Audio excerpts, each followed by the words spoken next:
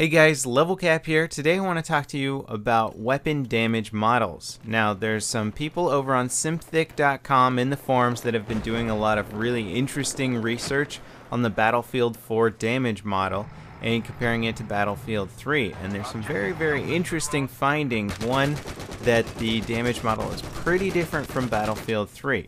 Now, that being said, when I was at E3, it felt like the damage was particularly low, and the devs have mentioned that the damage was turned down a bit for E3, and that the final game release is going to have a damage model very similar to, if not the same, as Battlefield 3.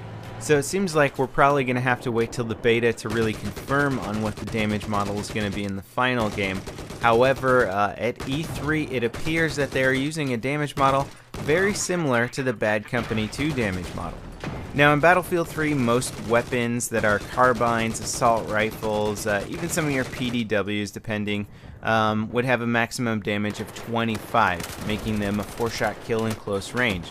Well, in Battlefield 4, it seems like most carbines and assault rifles seem to be doing a maximum of 20 damage, with drop-offs down to 16.7 damage or 14.3 damage.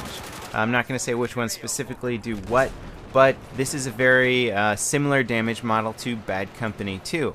Also, some of the pistols, like the M9 in this, do 25 damage, so the pistols are actually doing more damage than the assault rifles, making them a 4-shot kill, but an assault rifle a 5-shot kill, making pistols a little bit more, I guess, useful in close quarter engagements, a little bit more powerful. Again, we'll have to see if this is the damage model in the end. A nice thing about the accuracy of the weapons is that it looks like it's pretty much staying on par with Battlefield 3.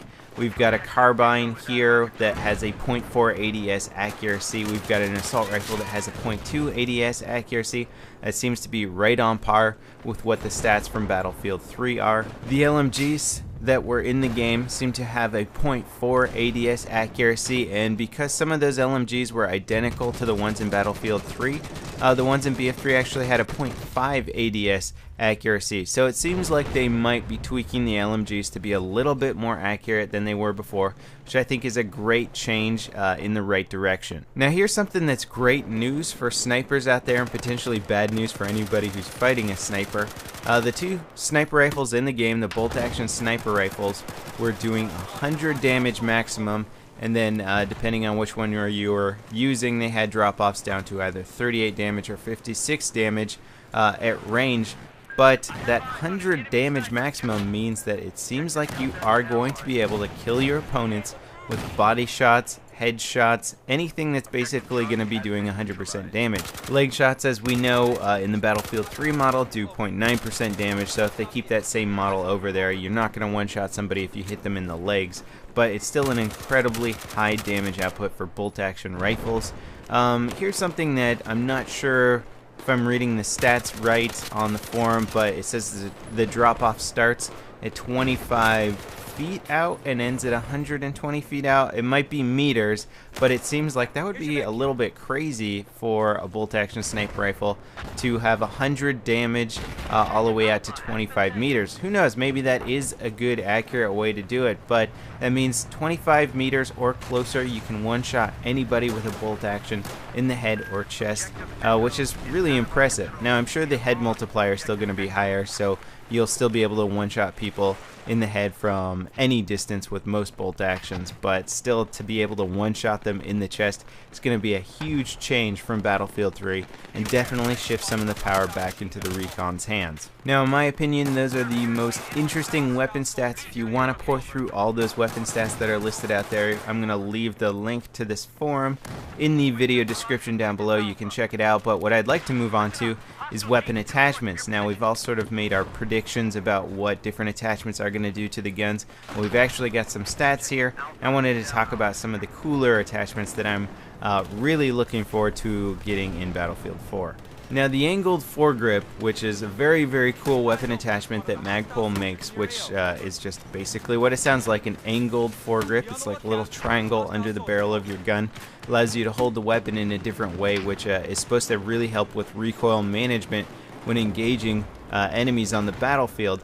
The way that DICE has applied the stats in-game here with the angled foregrip shows it reducing your first shot recoil by about a multiplier of 0.67. So that's going to really reduce the initial kick of your weapon, and I assume whatever gun you can put this on, it's going to make it a lot easier to control that initial recoil. And I have a feeling that this is going to be a very, very, very popular attachment for most people who want precision assault rifles, being able to control assault rifles well. It's just going to help you mitigate your recoil as best as possible.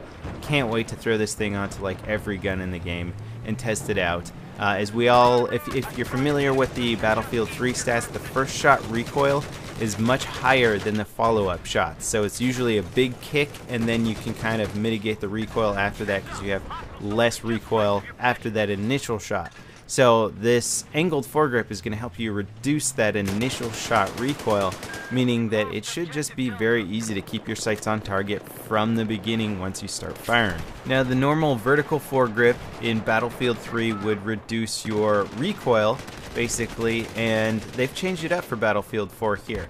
Now the vertical foregrip reduces your moving aiming down sight spread and your moving hipfire spread. This is actually going to be a very good attachment as well. The multiplier is 0.5, which means that while you're moving, your hipfire and ADS spread is going to be half of what it would be without the vertical foregrip. So this could actually be a great attachment.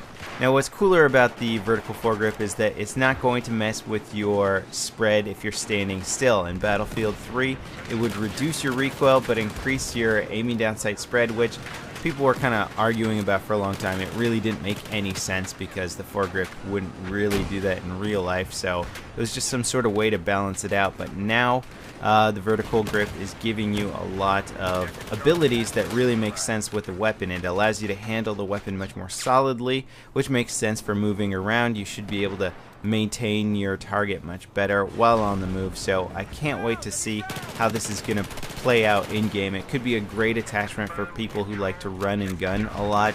PDWs, a lot of the SMGs, whatever you're using out there for the engineer, you could see this as being a very, very popular attachment. There doesn't seem to be any statistical difference between the red or green laser sight, at least according to the forums. I was hoping that there might be some sort of minute difference between them, but it doesn't seem like it's going to be that way. For the most part, the other attachments seem like they're going to function very similarly to the ones in Battlefield 3. I'm most excited about those new grips and testing those out and seeing how they're going to work in-game. I think the biggest change here, if any of this damage model does go through, and again, it could be all completely different, is the maximum 20 damage on most of the assault rifles and carbines in the game. Now, in Bad Company 2, they had a modifier called Magnum Ammo, which would boost your regular damage output, and this would make it much closer to the Battlefield 3 damage model. So it remains to be seen if they're going to have something like Magnum Ammo for Battlefield 4, or maybe they'll just bring the weapon stats back up to where they were in Battlefield 3. Honestly, I love the weapon damage model in BF3. I'm hoping they can keep it similar to that, because if we're doing 20 damage maximum, it's going to take longer to drop every opponent. You're not going to be able to kill quite as many people with one magazine. And I think they found the sweet spot in BF3, and I want them to continue using that sweet spot. So that wraps it up for this video. Let me know in the comments what you guys think about this new potential damage model. If you think 20 damage would be a good way to go, or if you think it would be really detrimental to the gameplay. I'm going to have both the forum post and the minimum and maximum system requirement post linked in the video description if you guys want to check that out on your own. Thanks for watching, and I'll see you next time. This is Level Cap, signing off.